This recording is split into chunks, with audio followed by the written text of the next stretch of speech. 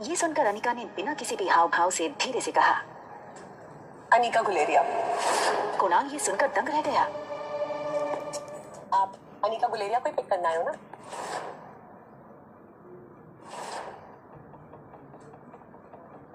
अरे वो उस मोटी को तो मैं टैक्सी में भेज दूंगा। एक काम करिए, आप दोनों मेरे साथ मेरी कार में चलिए, ड्रॉप कर दूंगा आपको।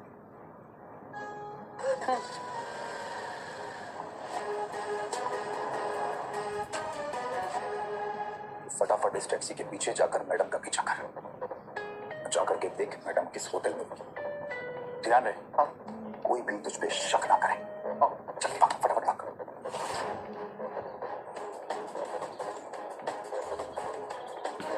अगले 1 घंटे में अनिका की टैक्सी मनाली की सबसे बड़ी 5 स्टार होटल पैराडाइज इंटरनेशनल में दाखिल हुई। रुकिए। लेकिन उसका पीछा कर रहे राजू को होटल के मेन गेट पर ही रोक दिया। होटल का प्रीमियम इंटीरियर्स और फर्नीचर्स, आकर्षित एम्बियंस और वेलकमिंग स्टाफ को देखकर समझ आ रहा था कि क्यों देश विदेश से आए टूरिस्ट्स मनाली के इस शानदार होटल में रहना पसंद करते थे।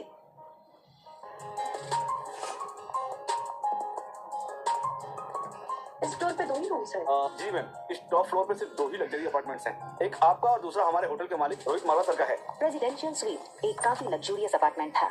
ये प्रेसिडेंशियल स्वीट हर कोई अफोर्ड नहीं कर सकता था, मगर world famous neurosurgeon doctor Amrita उर्फ अनिका को इससे क्या फर्क पड़ने वाला था। चेंज करो, मैं आ रही हूँ।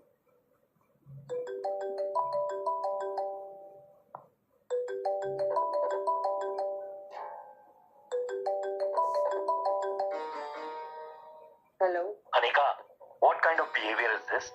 कुणाल 2 घंटों से एयरपोर्ट पर तुम्हारा इंतजार करता रहा। तुम उसके साथ आई क्यों नहीं? कहाँ हो तुम? आ रही हूँ मैं। अनिका और उसके पिता गौतम के रिश्तों में दरार की वजह गौतम खुद था। 6 साल पहले गौतम ने अनिका से मुंह फेर लिया था और उसकी बेटी रिया को अपनाने से मना कर दिया था। इन 6 सालों में गौतम ने कभी भी अनिका को याद नहीं किया और आज उससे डिवोर्स पेपर साइन करने के लिए बार बार कॉल किए जा रहे हैं। लेकिन डिवोर्स पेपर के साथ साथ गौतम अनिका से कुछ और भी चाहता था। लेकिन क्या? तभी अनिका के फोन पर उसकी असिस्टेंट राजलक्ष्मी का फोन आया। हेलो मैडम, आशा करती हूँ आपकी फ्लाइट सेफ और कंफर्टेबल रही होगी और आपकी नींद भी पूरी हुई होगी। अब ये बताओ, एक्टिंग करने के लिए फोन किया या कोई नई बात बताने के लिए? अरे फिर से वो बिजनेस टाइकून रोहित मारवा का मेल आया था। वो अपनी दादी माँ का इलाज देश की सबसे बड़े न्यूरोसर्जन डॉक्टर अमृता यानी आपसे करवाना चाहता है। इस वक्त तो मनाली में ही है। आप भी मनाली में, तो मैंने सोचा क्या मैं अपॉइंटमेंट फिक्स कर दूं? नहीं नहीं, बिल्कुल नहीं। ये बड़े लोग अपने बड़े बुजुर्गों की चिंता का सिर्फ ढोंग करते हैं। इनका असली मकसद ना कुछ और ही होता है। बड़े बुजुर्गों की प्रॉपर्टी, उनका बिजनेस और पता नहीं क्या क्या। हमें इनसे दूर ही रहना चाहिए। Okay, as you wish. वैसे एक बात बता दूं, मैंने सुना है कि रोहित मारवा की पर्सनालिटी काफी डैशिंग है। टॉल, डार्क, हैंडसम और इतनी कम उम्र में इतना बड़ा बिजनेस टाइकून। और अगर लाइफ में थोड़ा रोमांस आ ही जाता है तो इसमें क्या नुकसान है? रोहित का फोटो भेजो। अगर ऐसा ही है तो एक काम करो, तुम ही उसे डॉक्टर अमृता बनकर मिल लो। डॉक्टर अमृता के चेहरे को यहाँ कोई नहीं जानता। यहाँ में सिर्फ अनिका गुलेरिया। ठीक है, रोहित की फोटो भेजूंगी, एक बार देख लेना। अनिका हंसते हुए फोन काट देती है, लेकिन इसके पहले कि अनिका लिफ्ट के अंदर जा पाती, तभी अनिका को लगा जैसे मानो उसके पीछे कोई खड़ा हो। अनिका ने जैसे ही पीछे मुड़कर देखा तो वो हैरान हो गई। पीछे रिया खड़ी थी। उसका चेहरा कुछ उखड़ा हुआ था और वो बस अनिका को एकटक देखे जा रही थी। अनिका को लगा कि रिया नींद से अचानक उठकर उसने अनिका को पास नहीं देखा होगा, इसलिए ऐसे खड़ी हो गई होगी। मम्मा जल्दी वापस आ जाएगी और आते हुए ना आपकी फेवरेट चॉकलेट आइसक्रीम ले आएगी, ठीक है? आप जाओ कमरे में और आराम करो या अपनी फेवरेट वीडियो गेम खेल लो, ठीक है?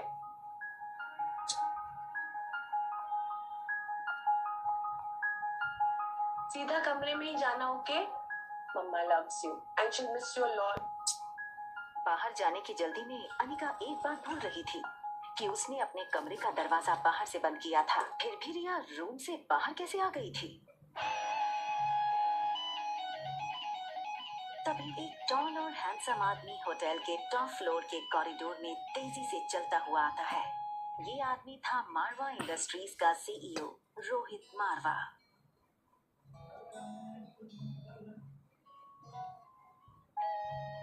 मैंने तुमसे कितनी बार कहा है कि बिना बताए रूम से बाहर मत निकलना। मेरी बात सुनते क्यों नहीं आ रही? जिस लड़की को रिया समझकर कुछ ही पल पहले अनिका ने बात की थी, वो बच्चा रिया नहीं बल्कि आर्यन था।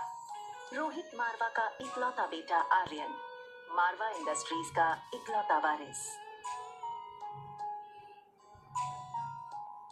और इन सब में सबसे मजेदार बात ये थी कि रोहित का बेटा आर्यन और अनिका की बेटी रिया दोनों की शक्लें एक दूसरे से हूबहू मिलती जुलती थी।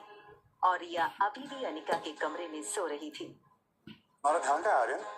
मैं तुमसे बात कर रहा हूँ, चलो अंदर। मुझे चॉकलेट आइसक्रीम चाहिए। ये सुनकर रोहित थोड़ा हैरान हो गया। हमेशा गुमसुम और गुपचुप रहने वाला आर्यन का बर्ताव आज रोहित को कुछ अजीब लग रहा था। आर्यन के गाल पर लिपस्टिक का निशान देखकर रोहित हैरान हो गया।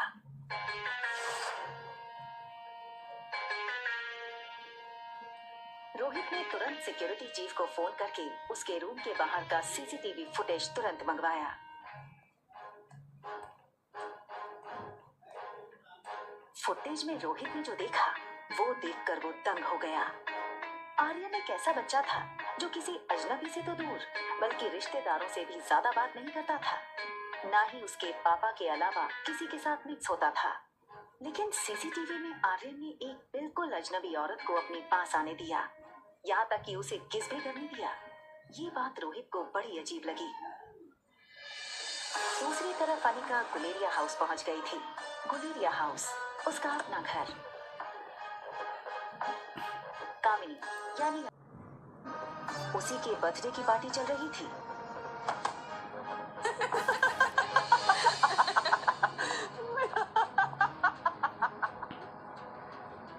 जैसे ही उस लड़की को अनिका ने देखा, उसे याद आया कि वो लड़की उसकी बुआ की बेटी प्रीति है। अगले साल मिस हिमाचल बनोगी और उसके बाद मिस इंडिया। क्या तुम अभी भी कहो कि तुम्हारी अनिका दीदी मुझसे ज्यादा खूबसूरत है? हाँ, अनिका दी सबसे ज्यादा सुंदर है। अच्छा, तो एक काम करते हैं, वोटिंग करते हैं। तो आप लोग वोट करोगे इस मोटी और मुझ में ज्यादा खूबसूरत कौन है? ठीक है?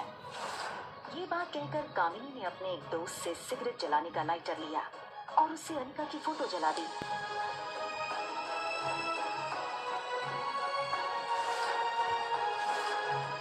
दूर खड़ी अनिका चुपचाप ये सब देख रही थी।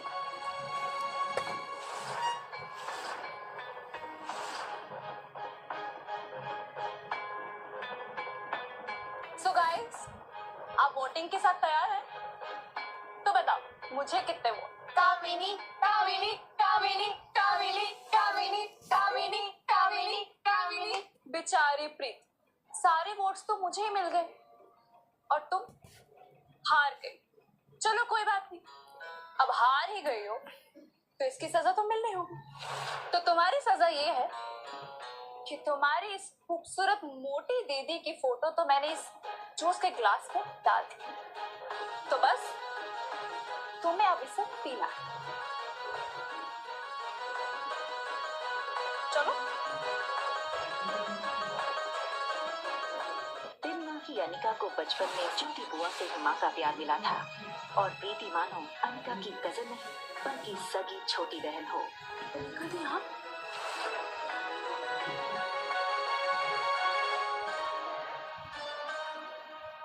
हार और जीत का फैसला खेल खत्म होने के बाद होता है और खेल अभी खत्म नहीं हुआ है। अरे यार, ये अनिका इतनी खूबसूरत कैसे लग रही है? हाँ यार, किसी फिल्म की हीरोइन जैसे लगने लगी है। Oh my God, she looks so sexy. जीत किसकी हुई है ये तो पक्का हो गया है, तो अब जो सजा तय करी थी वो पूरी कर ली जाए। चलो पी लो। और तभी ग्लास टूटने की आवाज सुनकर गौतम और अनिका की सौतेली माँ मनीषा वहां आ गए। पापा, मम्मा देखो ना, ये अनिका मेरी बर्थडे पार्टी में आकर मेरी पार्टी खराब करना चाहती है। पहले तो कि तुमने अपना वजन कैसे घटाया और ये कहने लगी कि मैं तुमसे काफी खूबसूरत हूँ और तुम्हारी औकात ही क्या है मेरे सामने, सबके सामने मेरी इज्जत थी पापा। बस करो अनिका, बहुत तमाशा हो गया। एक डिवोर्स पेपर पे साइन करने के लिए और कितना नाटक करोगी तुम? हमारे साथ अंदर आओ, तुमसे कुछ जरूरी बात करनी है।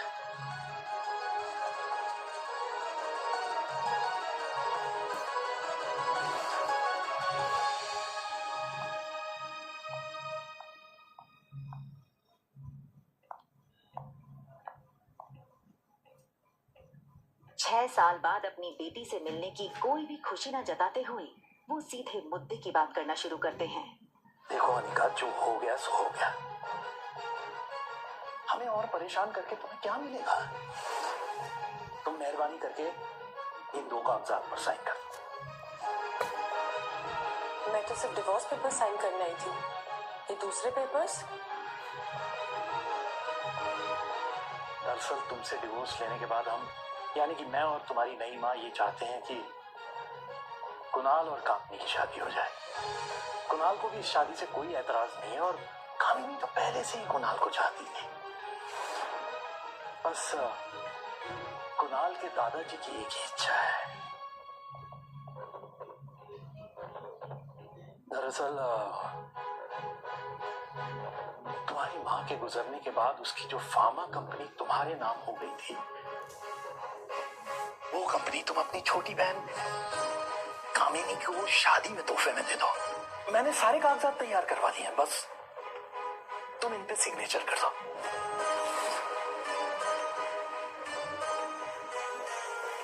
वो कभी सोच नहीं सकती थी कि डोगरा खानदान के साथ रिश्ता बनाए रखने के लिए उसके पापा इतना नीचे गिर सकते हैं।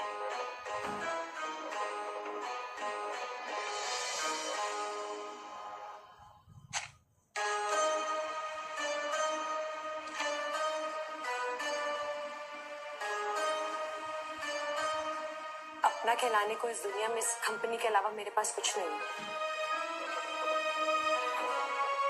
माफ कर दीजिएगा, लेकिन ये कंपनी मैं आपको नहीं दे सकती। क्यों हमें बर्बाद करने पर तुली आने का? वैसे भी बिन रिहाई माँ बनकर जो समाज में तुमने हमारी इज्जत उछाली, वो कुछ कम है क्या, जो अब अपनी बहन की जिंदगी बर्बाद करना चाहती हो तुम?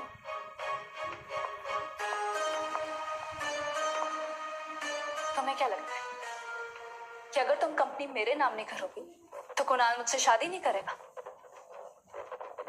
वह मैं तुम्हारा। कुणाल मुझसे शादी इसलिए करना चाहता है क्योंकि वो मुझे पसंद करता है, ना कि तुम्हारी उस फैक्ट्री के लिए जैसे उसे तुम्हारे साथ करनी पड़ी। लेकिन तुम ये सब नहीं देख सकती हो क्योंकि तुम मुझसे बचपन से ही जलती हो।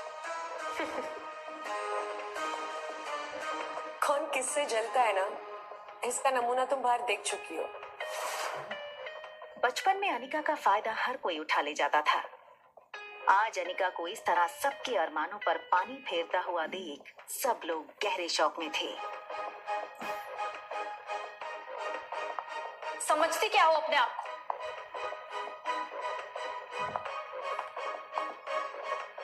वजन घटाया है तो जुबान लड़ाना भी सीख गई हो क्या? चाहे कुछ भी कह लो, मैं कल भी तुमसे ज्यादा खूबसूरत थी और हमेशा तुमसे ज्यादा खूबसूरत रहूंगी। दिखने में भी आगे और पढ़ने में भी आगे। कुछ ही सालों में मैं डॉक्टर बन जाऊंगी। मुझ जैसी लड़की को छोड़कर कुणाल तुम्हारे पास कभी वापस